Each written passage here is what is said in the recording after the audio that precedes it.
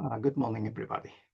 Today, I would like to talk about joint work with Keisuke Hara on what we call a Holonomy type arbitrage.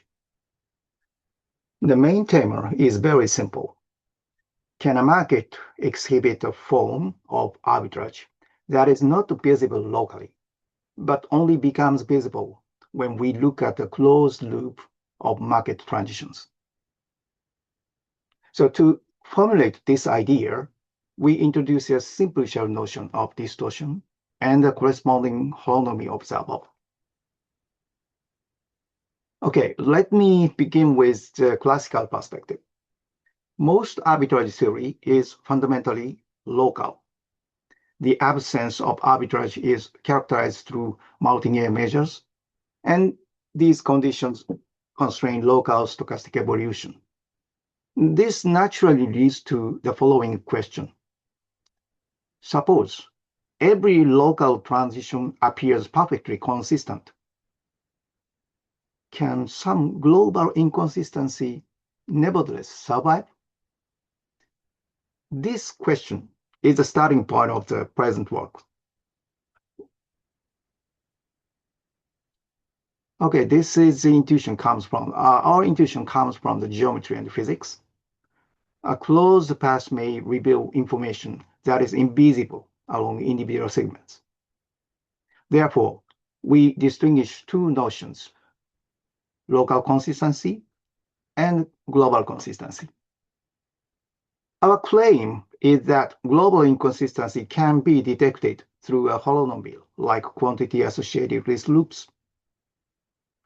The slogan of the talk is, local consistency does not automatically imply global consistency.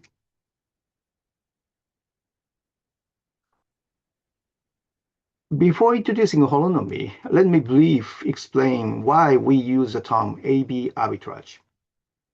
The name comes from the famous Holonomy effect in quantum physics.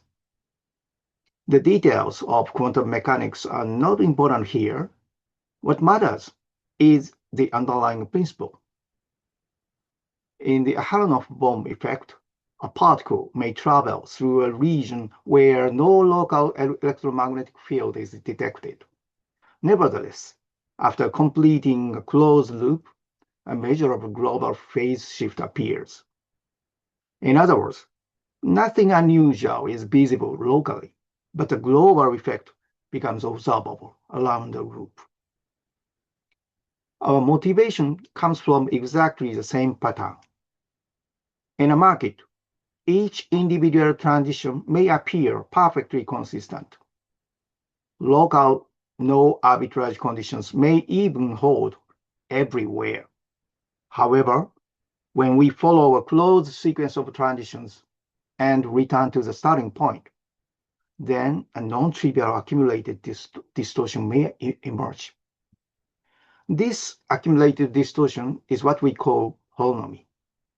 Therefore, the analogy is not the markets are quantum systems. Rather, the analogy is just structure. A global observable effect can arise despite a local consistency.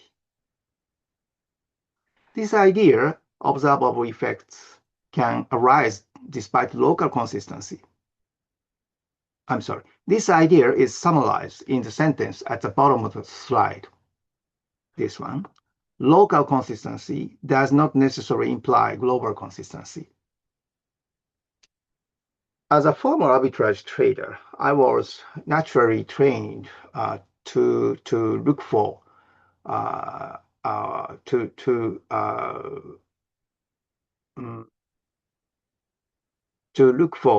the inconsistencies in markets.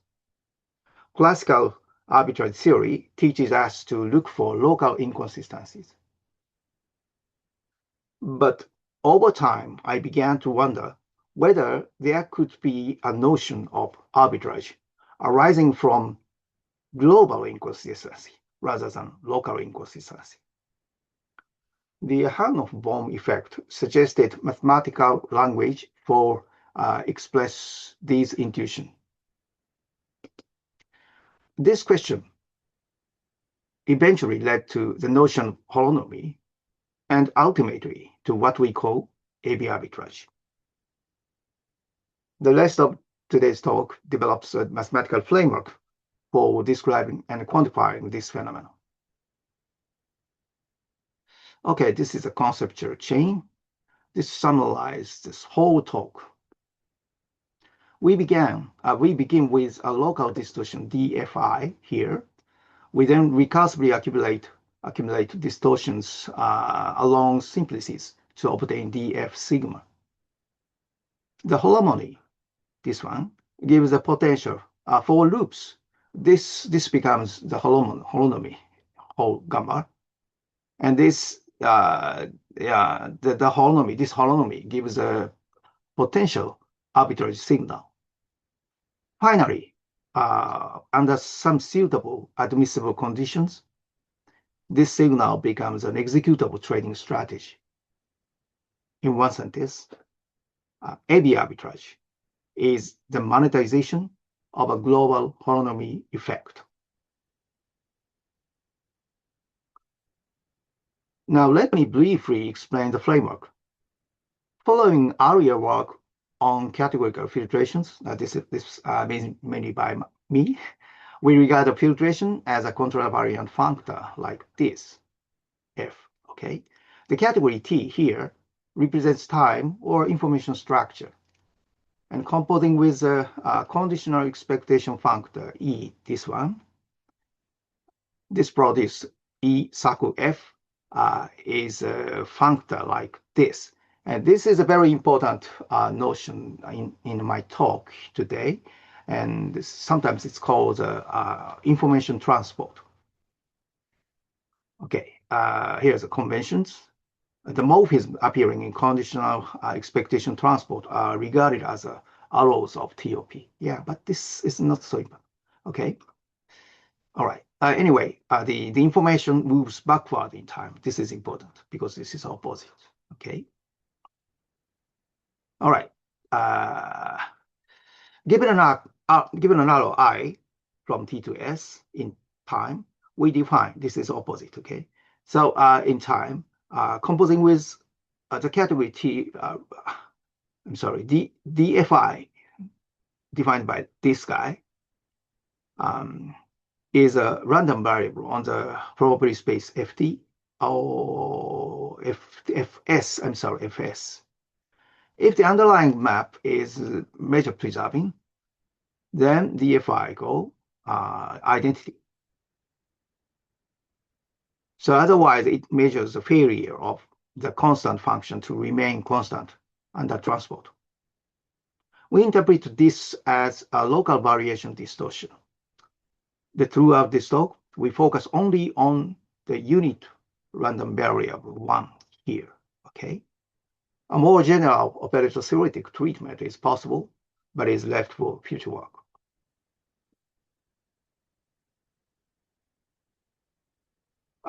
This proposition is one of the key observations. For composite arrows I and J, dF, I circle J, is like this. It's not like this, okay? The reason is that these objects, these two guys, live in different L1 spaces. That's why we cannot multiply these two guys. Therefore, the correct structure is not a scalar cocycle, and instead it is a transported distortion law. Now, next knob. Once distortions can be transported, we naturally want to accumulate them along longer paths, not just one step. And this leads us to the knob of the category. The knob is this n, and here n and t for integer n, and t is a set of functors from n bracket to t, where n bracket is a category like this, okay?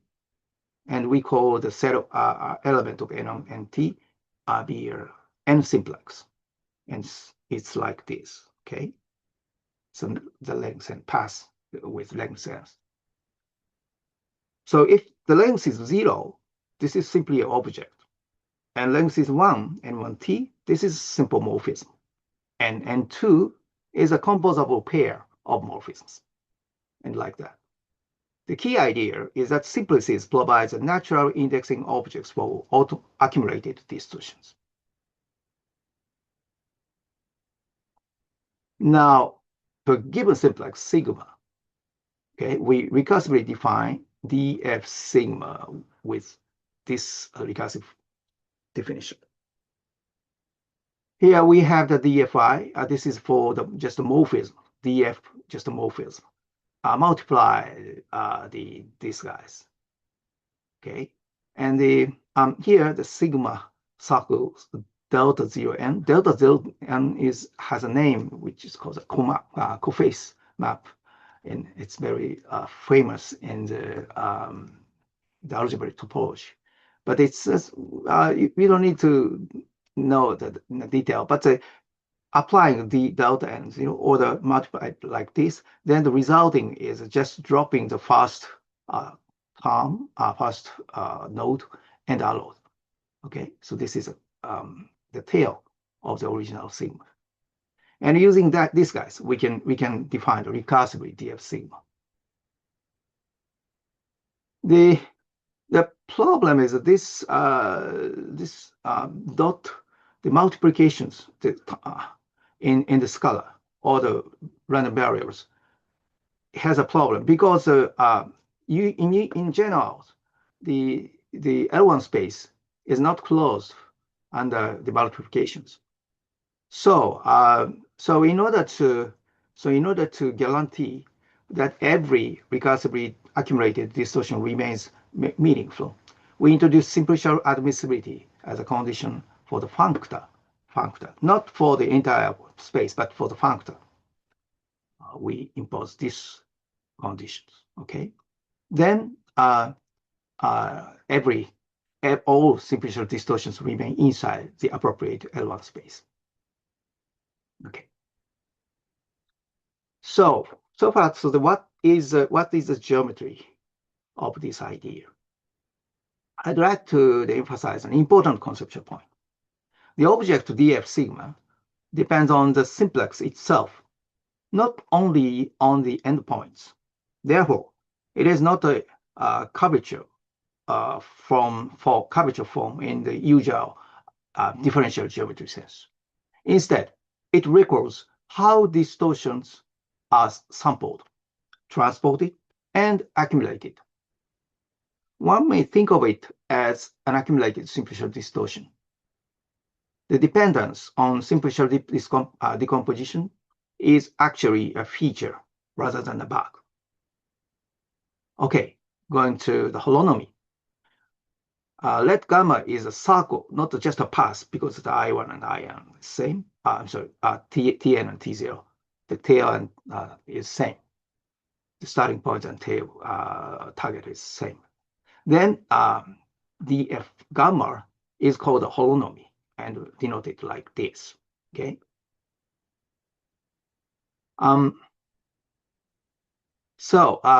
Individual arrows may appear harmless, and this arrows, but yet the cumulative effect around the loop can be non-trivial. That is a point.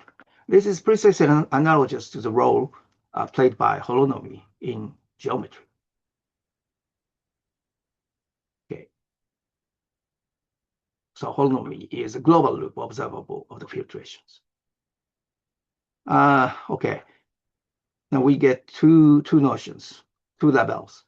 First, weak AB arbitrage if this equation holds. So 8 mu T0 is a probability measure at FT0. Okay. And so this means if whole gamma is 1, this is it's flat. But it's non-1, then this is not flat. So there's some distortions. This is a structural signal. The global consistency fails around the loop. And moreover, if we replace this not equal to the greater than or equal greater than operations relation, then this means that the gamma produces some positive value. Okay, and this we call the AB arbitrage condition. The important thing is Holonomy itself does not give the arbitrage, but it gives a potential opportunity. And actual arbitrage requires admissible tracing strategy in order to realize money. Okay. So the holonomy and the arbitrage, some difference I just note. Non-trivial holonomy means global inconsistency, just like a weak arbitrage, AB arbitrage. But the global inconsistency is not automatically arbitrage. Arbitrage arises when the inconsistency is observable at base point, executable, and realizable by self-financing strategies. So conceptual chain, we started from holonomy, and that is a potential opportunity. And if we have if it satisfies some admissible conditions, then we have admissible arbitrage. Okay. Here is a small example. So there are three time points, T0, T1, T2, and returning to T0. So this is a loop. And if we define the attached probability spaces like this, the point is T0 and T2 signs the same underlying set 0, 1, but has the probability measure mu0 and mu2 are different. So map from the FT0 to FT2 is, if this is identity like this, is not preserving, measure preserving. Okay. So and which means we create some distorted holonomy, which is this. Okay, if we calculate that, guys, then the resulting holonomy df gamma is 4 multiply the characteristic function 1. So if the situation is 1, we gain 4, but 0, it's just 0. So anyway, if we have the probability of the whole gamma is more than 1, is 1/2, which is greater than 0, which is positive. So it's it's a weak holonomy. We have some signal, but when the whole gamma is 0, we should skip this guy because because this is a risky. We may lose money. So this is a potential AB opportunity. It becomes arbitrage through selective executions. It's not 0, maybe this means. And a stronger finite example is here, which is satisfies this guy's gamma is always 1, always greater than or equal to 1, almost sure. Okay, and upon that, the whole gamma is more than 1 with some positive probability. So this is a usual arbitrage, right? And then we have this loop. We have these guys, all gamma is. So this is always we have the arbitrage EOs. All right. Now holonomy to trading.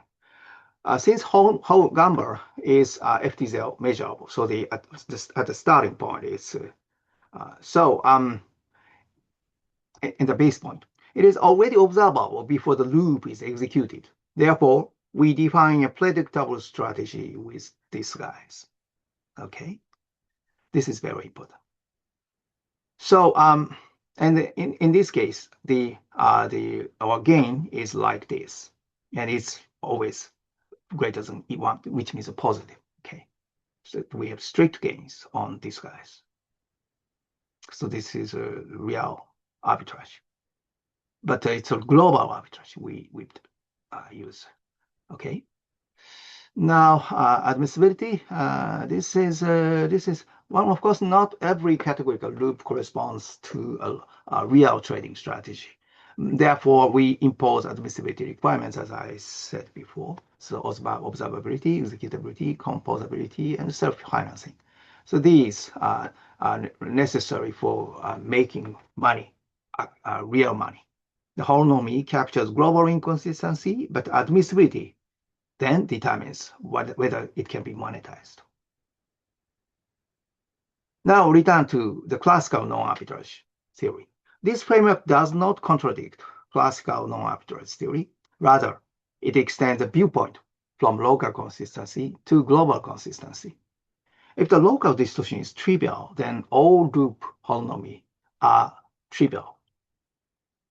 Okay. So classical arbitrage detects local inconsistency, while the AB arbitrage monetizes global inconsistency. So this is the point. Okay. Now for the future work, the simplicial distortion operator df sigma is a key new object. This is really important. And it suggests a broader theory of transported distortions on categorical time. So the the key point is not actually the AB arbitrage, but this guy's distortion operator. And for us, the next directions include macro time. This is depending on the observations, we can see the different resolution of time or the different structure of time, and relative holonomy, and projection of loop effects to observable arbitrage, and homological arbitrage. This was developed by me a few months ago. Okay. The AB arbitrage is the first application of a simplicial transport viewpoint in financial mathematics. Conclusion. Conditional expectation produces a local distortion, DFI, and the nerve organizes the composable chains as simplices. The simplicial distortion, DF sigma, accumulates transported local distortions. And then holonomy detects global loop effects invisible from individual transitions. Under admissibility, such effects can be monetized as arbitrage. Here's the main message. AB arbitrage extends arbitrage theory from local consistency to global simplicial holonomy. Thank you very much.